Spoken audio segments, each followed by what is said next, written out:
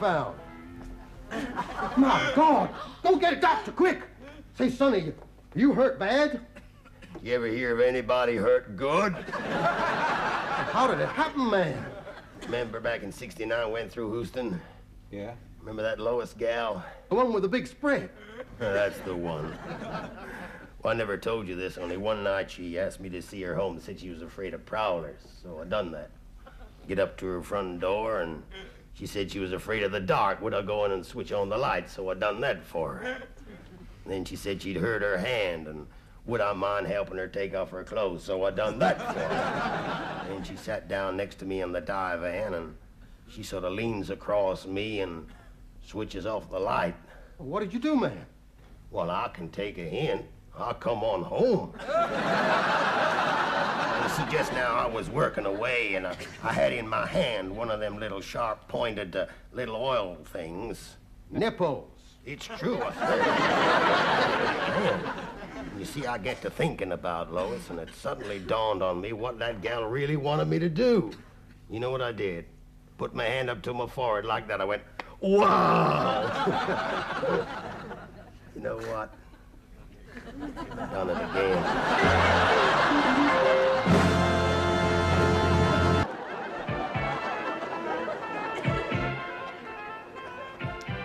With me tonight, the multi-talented Clyde Jarrow. Hello there.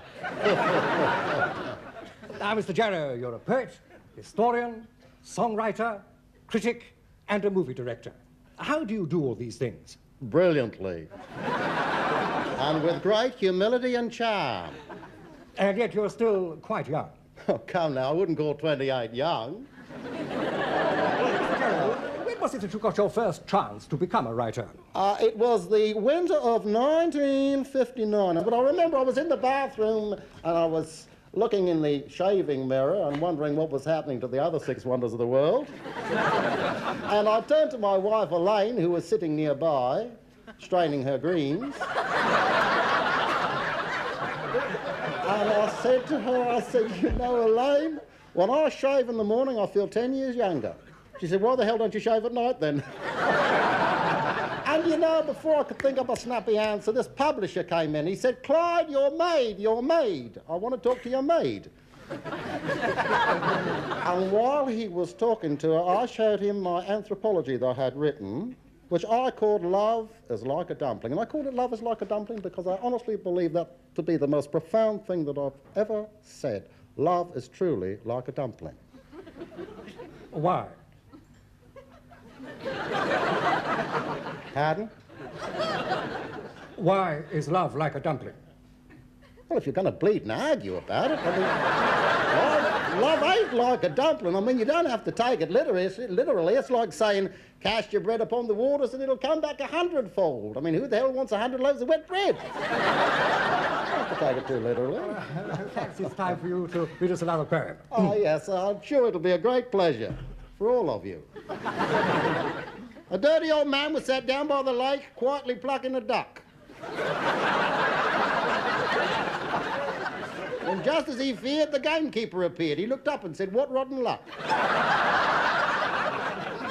He chucked the duck in the lake as the gamekeeper spake. He said, you're stealing that duck, I suppose. He said, come off it, Jim. He's just having a swim and I'm sitting here minding his clothes.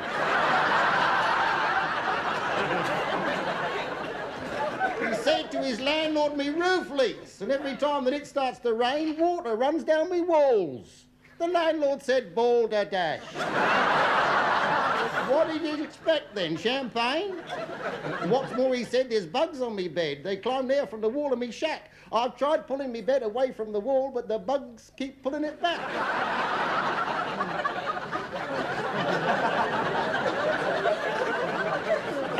Once the dirty old man left his dirty old bike by the railings of number 10.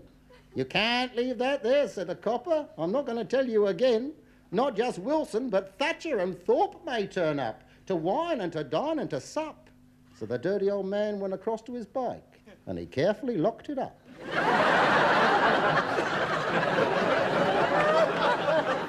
We've all of us seen the dirty old man as we hurry past in the street with his dirty old hat and his dirty old coat and his dirty old rags on his feet, and we think that we care. But do we really care should this lonely old man live or die? In your heart of hearts, do you really care? No. Neither do I. I believe now we're going to see the documentary that I made over here, are we? The one about the family, you know, the Groper family from Aldershot.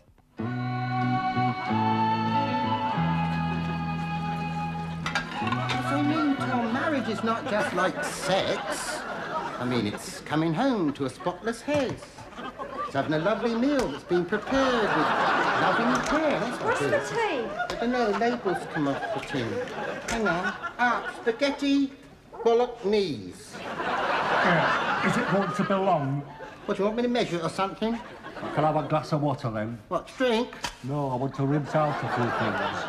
Don't you be sarky with me. Yeah. I wish I was him.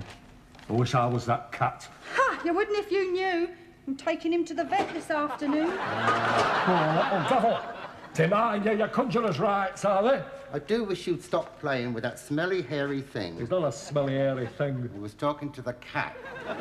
Took your father's tea into him. You see, Tom, marriage is two people finding happiness and contentment and... What are you doing? You're not leaving out on my will. You're not the bloody ball welding. And peace in each other's country. I'm going to buy a tent. Why, what's wrong with the one you're wearing? Oh, to go camping, you know? Camping, you don't worry about getting a tent. You want to worry about getting yourself a house, doesn't he, Father? God oblige me. I mean, you've got to get married sometime, Tom. Can't go enjoying yourself forever. I mean, if you like her, you'd marry her, wouldn't you? You listening to me? Yeah. How can you be? You've got your eyes closed. Today I'm listening with my ears. Well, you've got to understand, Tom, it's the sanctity, it's the holiness of marriage that... Well, answer the bloody thing, will you? Depends. Because, I mean, Tom, if you was married, you'd have all sorts of benefits. Honestly, tits like coconuts. Sparrows are like the bird bath. I mean, you'd like your baby to have a name, wouldn't you? Just imagine you have a nice little son, a lovely little lad with a chubby face like his mum, a little son you can... I've told you about that before, haven't I? Love and cherish, be lovely. Or a nice daughter, while she grew up into womanhood in front of your very... It's no wonder you're coughing, running around all the time half naked like that. Where did you get that ice cream from? I want one. You shut up. I got it off the ice cream man, didn't I? You mean to say you've been out like that half naked? Well, he knows what I look like. I've been round his house stark naked. And when he gets his Polaroid out, and them other villains at them gangbangs and pop parties, I mean, they're all drunk anyway, ain't they? After all your father and I have done for you to bring you up nice and respectable, and you still say ain't. I'm sure the vicar don't approve of you two having sex before the wedding. He says it's okay as long as it doesn't block the aisle. Be nice, nice church wedding. Well, that's it, see? I'm an atheist, thank God. I wouldn't like to be an atheist. Why not? I don't have no holidays. Here, have you ate that bread already? You obviously love the appetite, haven't you? Still, that's what they say, innit? Way to a man's heart is through his stomach, and it's quite right, you know. Yeah, it's a shredded wheat. Hey, who's got my Drino pad? Here, I've been looking for that. You're trying to poison me, I'm going. Hang on, wait a minute. You're fond of your food, ain't you, Tom? Here, look what she cooked for you. The her own lily white arms. That looks good. It is good company.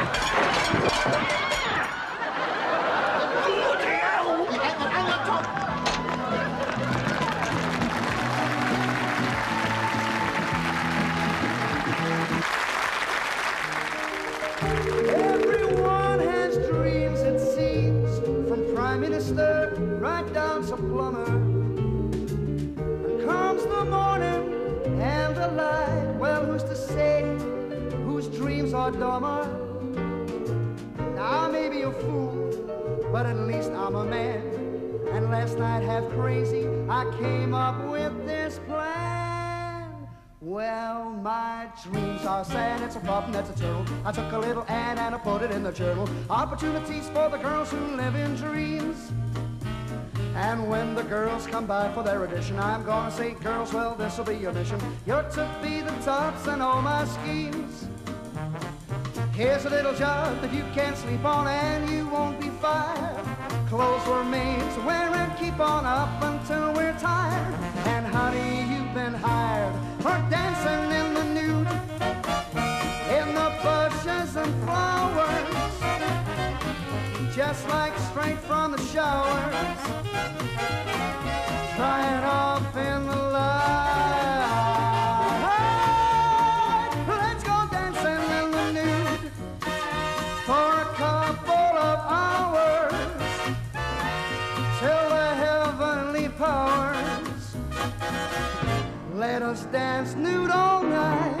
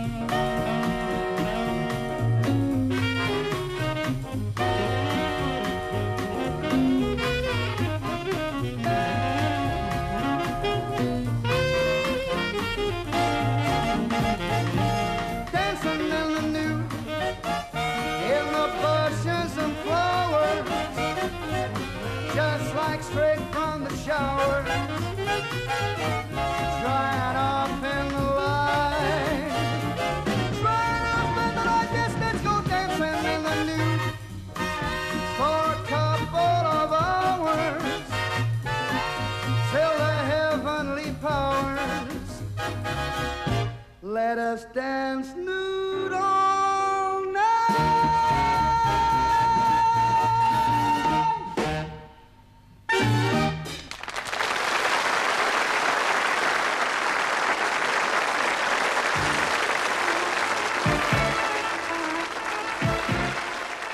Tonight we're looking at palmistry and phrenology. And let's meet our expert, Miss Emily Grimley. Oh, hello! Oh, thank you so much. Miss Grimley, do you really feel that palmistry and phrenology can help us find out about ourselves and others? Oh, yes, I do, particularly where romance is concerned. To all girls, I say, see his palm before you make a date. I always say that. I don't know why, but I do. And another one, read the head before you wed. Because I do feel that every man before getting married should have his head examined. I do feel, I'm sorry, I do feel that. When did you first become interested in clairvoyance? Well, when I met my first husband, he was an awfully strange man, you know. He only had one eye. He had a glass eye and a crystal ball. One seemed to compensate for the other, I always thought. You see, with the crystal ball, he could see into the future, you see. You don't do that. Of course, you also read hands. Oh, I read hands and feet, heads, all the extremities I read. Tell us about some of your more remarkable predictions. Well, there was one lady came to me, 37 years of age she was, and down, Fido. 37 years of age she was, and she wasn't even married. I said, don't worry. I said, one day you will have children. I said, you will have children. And did she? Within a fortnight, yes. She had twins, a boy and a girl. Anything else? No, just a boy and a girl. Well, there was something else, but it flew away, you know. Just jotting, of course. Don't do that. Oh, I'm sorry. I meant... Oh, yes, well, there was one man came to me, awfully robust he was, you know, and he was absolutely obsessed with death. I said, don't worry, I said, you'll live to be 80. He said, I am 80. I said, what did I tell you? You see, we're never wrong. Yes, well, tonight... Don't do that. Oh, I'm sorry. Tonight we're going to put some of your claims to the test. Oh, and we've got someone, not out of the audience, but straight out of the street, so there's no point in your having met at all. No. And we're going to ask you to sit there and tell us about our volunteer simply by reading their hand. Well, could you put your hand through, please? Oh, thank you. No, I mean... Made a friend for life, then. Well, it's a very short hand. I mean, it could be a typist. According to this little tiny lifeline, you're dead. It's not much of a hand at all. I think if I were you, I'd pass on that one. But of course, you never can tell. I mean, that hand may one day find gold. By the looks of the nails, they've started digging already. Could I try the head, please? Could I try incline the head just a little? And, oh, I'm learning so much more now, yes. Could I just ask one question? Yeah. How old is this lady? It's a gentleman. Oh, is it? Oh, well, we can't be right all the time. I find the barrier. Could I try the blindfold, as you simply would if I couldn't? Thank you so much. Thank you. I feel it'll be easier like that, you see. Oh, that's much better. Oh, yes, a lot's coming through to me now. Yes, you fruity old devil, you. Now, that's naughty. You're having me on, aren't you? I've had this trick played on me before. This is a melon, isn't it? I can tell a melon, you know. I can tell. No, I assure you. No. Well, oh, I see. Yes, because it's furry. Yes, it could have been a coconut. But I would say that this gentleman is about 42 years of age, stands about 6 foot tall, and he's led a life of drink and debauchery. Let's see. Oh, success! Another success! Success? How lovely. Success? Yes. I'm not 42 years old. But you will be one day. I mean, you were once, weren't you? Yes, that's what I meant. And I'm not 6 foot tall. No, but you would be if you had your oats more regular. If you ate your porridge up, you'd go up in stone, you see, wouldn't you? And I haven't led a life of drink and debauchery. You mean you haven't even enjoyed getting to look like that? What a pity. I think you're a fraud. You couldn't read the bumps in my hair. Why not? Because I haven't got any. Well, you bloody well have now!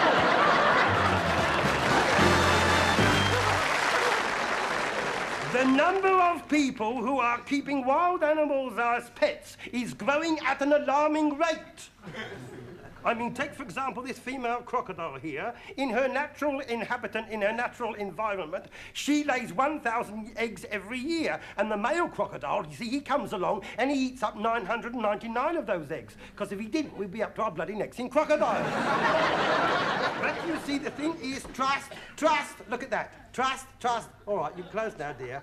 You see? I know how to handle them, but a lot of people don't, you know. You see bad crocodile handlers every day in canteens saying, 3 cups of tea, please. 2 with sugar, and 1 without. And you. You see, and take this poor old Arabian tortoise here. I mean, we found him abandoned in a junkyard.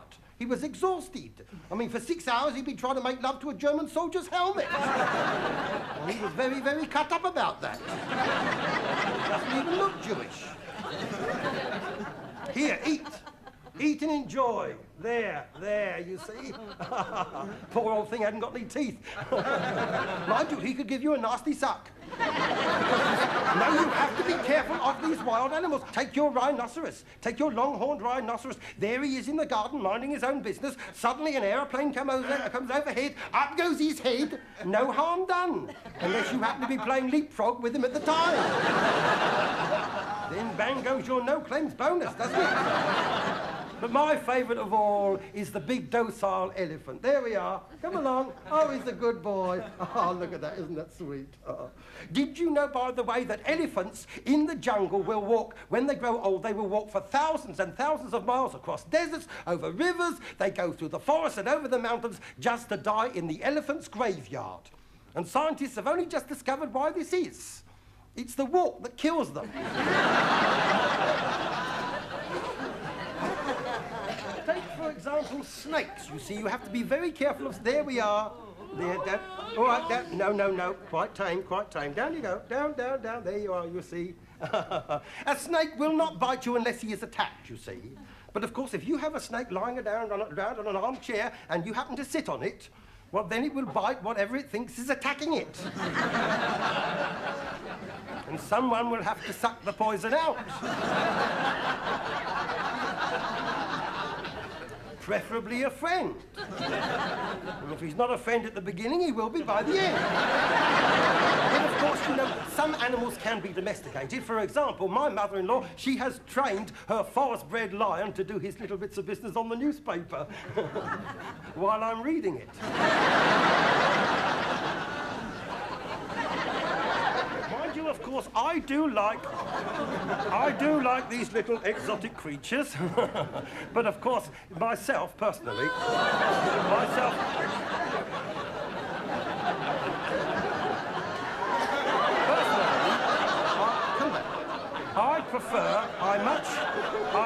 I much prefer the domesticated animals. In fact, my best friend is my dog.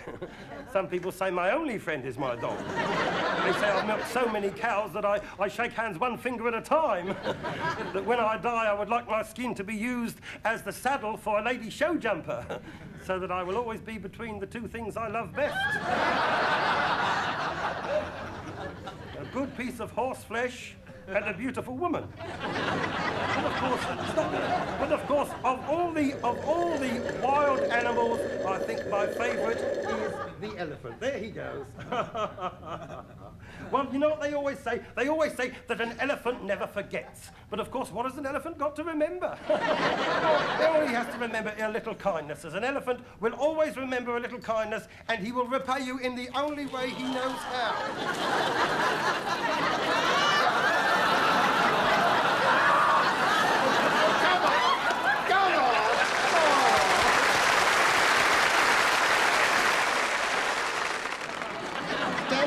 Camera 4. I've only got 3.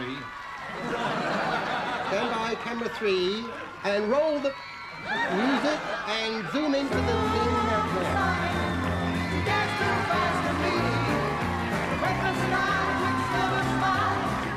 Stand by with the breeze machine.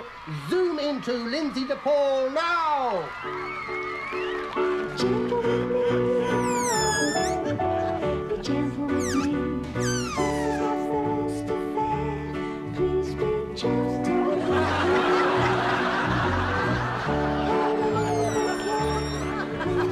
Start the breeze machine now. Very gently. Gently.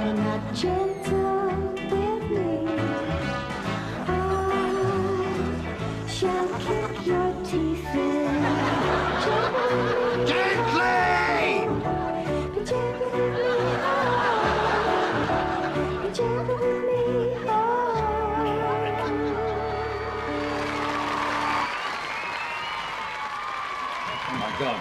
Yes, my son. Cue Roy Wood now.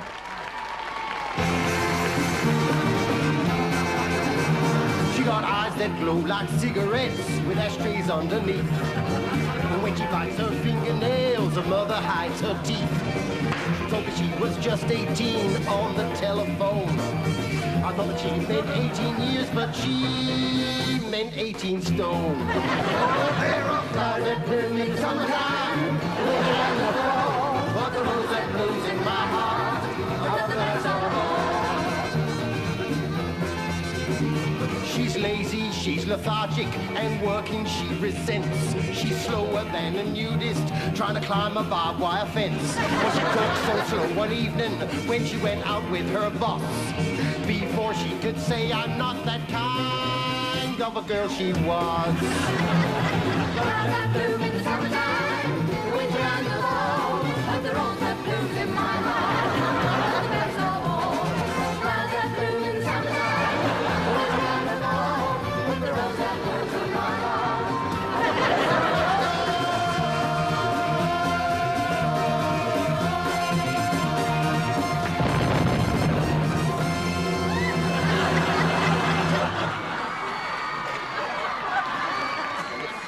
Now we're going to hear from Roy Orbison's musical bum.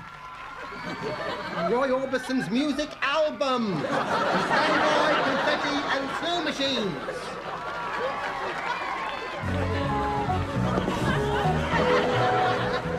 When I set up house with Annabelle, my heart was filled with doubt.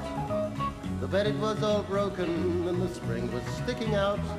But when I recall our nights together, my heart it wants to sing.